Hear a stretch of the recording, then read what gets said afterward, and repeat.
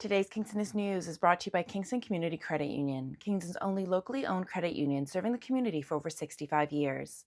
KCCU, your community, your credit union. I'm Sarah Burtch with Kingstonist News, and here are your top headlines. Today, January 31st, 2025. One of the landmarks most instantly recognizable to Kingston has been added to the Canada Public Lands Bank. On Thursday, January 30th, 2025, the federal government announced it has added 6 properties to the database, which was created in part to address the current housing crisis in Canada.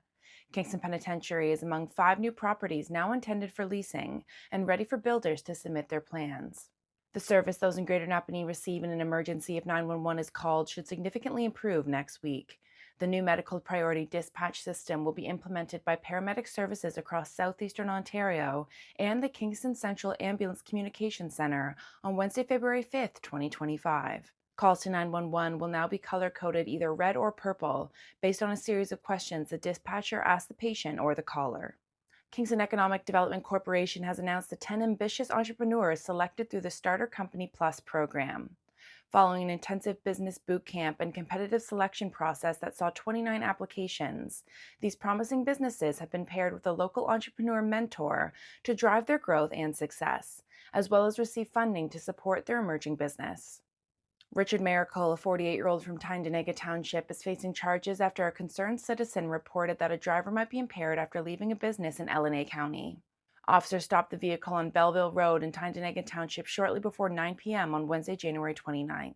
After 13 reported seizures of contraband and unauthorized items at Collins Bay Institution in 2024, 2025 is already on track for similar results.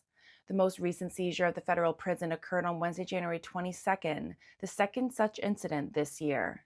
The package seized on January 22nd contained a variety of drugs, including cannabis, ecstasy, and fentanyl, as well as tobacco and a cell phone. The Ontario NDP has nominated John MacRae as their candidate in Lanark-Frontenac-Kingston in the upcoming provincial election. According to a release from the party, MacRae has deep roots in Lanark County and believes in the importance of investing in rural health care and creating sustainable jobs in farming and agriculture. The provincial election will be held on Thursday, February 27th, 2025. The City of Kingston has announced it is recognizing February as Black History Futures Month. The Queen's University Equity Office has compiled a shared document of community-led events to centralize information for all those interested. This calendar will be updated as new events are confirmed. For more on these stories and other local news, visit kingstonist.com and subscribe. Use my code SARAHB2025 for 10% off.